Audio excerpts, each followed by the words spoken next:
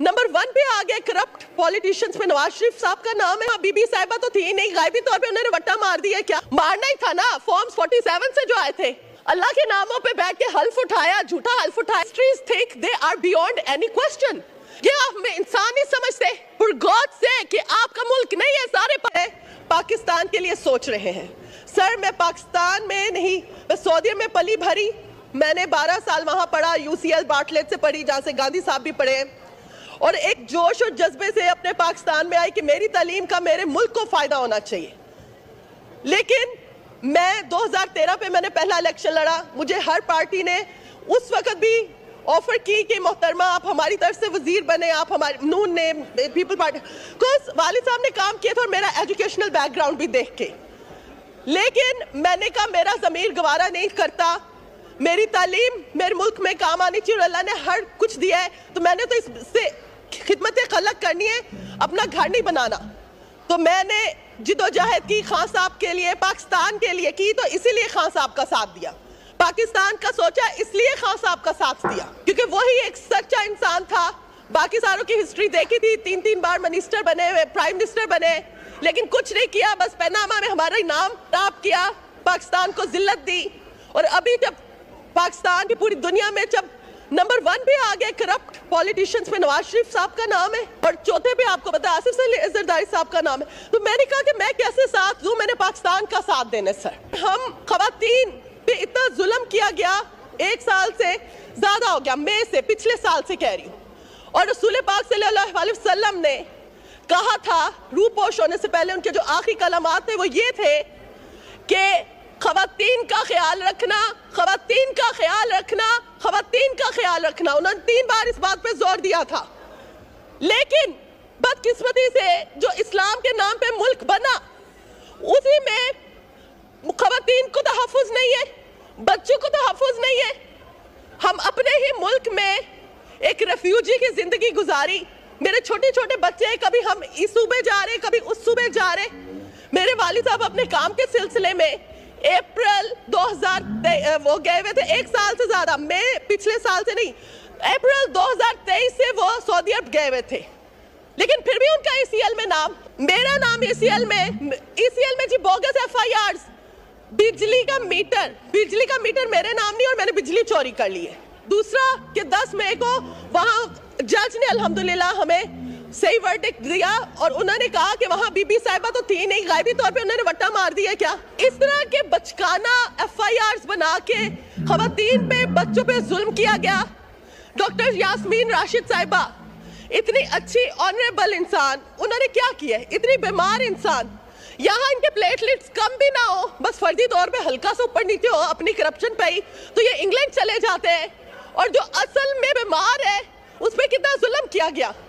उसके अलावा बुशरा बीबी साहिबा, फर्स्ट लेडी, उन पे जुल्म किया गया। इस्लाम को खराब करे, इस्लाम के नाम पे ये मुल्क बना है, और इस्लाम को यहाँ फॉलो नहीं कर रहे, तो फिर अल्लाह के अजाब से डरे, क्योंकि अल्लाह का अजाब जरूर आता है। ये जब हम फेब में बने, उसके बाद इस अवान के चलते चलते जो नेक्स्ट बिग इशू आया वो ये आया कि फार्मर्स का आपने ख्याल ही नहीं रखा। जब आपकी पाकिस्तान एग्रीकल्चर पे चलती है, आपने किसानों को मार डाला। मारना ही था ना, फॉर्म्स 47 से जो आए थे। पहले आपने 8 फरवरी से पहले आपने सारे अवाम का मैंडेट, जो 2/3 से खान साहब जीते, उनका आपने छीना मैंडेट, तो फिर आपके वजीर भी नहीं आएंगे। अल्लाह के नामों पे बैठ के हल्फ उठाया, झूठा हल्फ उठाया था, तो वो तौफीक भी नहीं रखते। मुझे पिलदित की मैंने कॉन्फ्रेंस अटेंड की, मुझे पता चला कि पिछले 10 सालों से जो बजट के लिए वो रिकमेंडेशंस देते हैं, वो कभी रिकमेंडेशंस फॉलो नहीं की गई, क्योंकि ministries think they are beyond any question.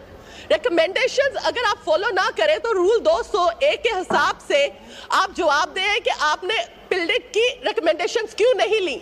लेकिन मिनिस्ट्रीज काम करने के लिए सीरियस ही नहीं है, तो वो देती रही है, अपना रिव्यू भी नहीं देती कि हमने क्यों आपकी रिकमेंडेशंस नहीं ली। हर जगह बजट 3 माह का होता है, कहीं 45 दिन का होता है, 3 माह का कनाडा है। लेकिन आप अपने इंडिया देख ले, वहां 45 दिन का है। लेकिन यहाँ हमारे पाकिस्तान में देख ले, कितने अफसोस की बात है। और हम जब 2 हफ्ते की छुट्टी लेके 2 हफ्ते में आते हैं, उसमें भी हमारे मिनिस्टर्स नहीं होते। राना तनवीर साहब क्यों नहीं आ रहे? क्योंकि उन्होंने पूरे पाकिस्तान के साथ जो किया है वो जरूर जवाबदेह बनेंगे।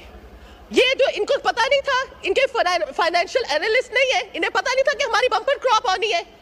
इन्हें पता नहीं था कि 3rd क्लास यूक्रेन की जो क्रॉप ली है वो कोई जानवर भी नहीं खा सकता।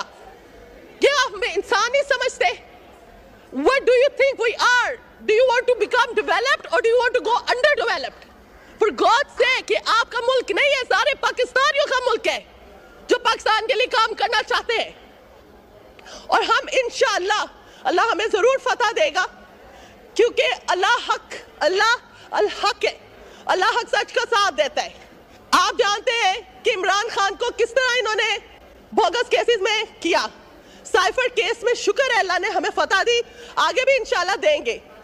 ये जो आगे जो केसेस है, ये इनके पास था कि इन्हें पता था कि बम्पर क्रॉप होनी है, हमने नहीं लेना। बेहतरीन इनकी क्रॉप हुई है, इनको यहाँ यूटिलाइज करनी चाहिए थी। आप हम सुबह में भी नहीं दे सकते, ये कोई तरीका नहीं है। उसके अलावा हेल्थ केयर की जो खास आपने सेहत कार्ड दिया वो आपने ले लिया। जिन लोगों की सैलरीज थी 20-20 हजार, वो लोगों ने लाखों के अपने ऑपरेशन करवाए। शुक्रिया शुक्रिया शुक्रिया। तो ये थी आज की वीडियो, जिसमें आयशा जट हाल ही में पीटीआई की तरफ से एमएनए इलेक्टेड हुई हैं। आयशा जट का तल्लक फैसलाबाद से है। उन्होंने किस तरह शहबाज शरीफ और नवाज शरीफ को किस तरह आड़े हाथों लिया। नवाज शरीफ तो असम्बली में मौजूद नहीं थे, शहबाज शरीफ उनकी ये तकरीर सुन रहे थे और शर्म से डूब के मर रहे थे, लेकिन उनको शर्म आ नहीं रही थी। वो सोच रहे थे कि अब मैं इसका क्या करूं।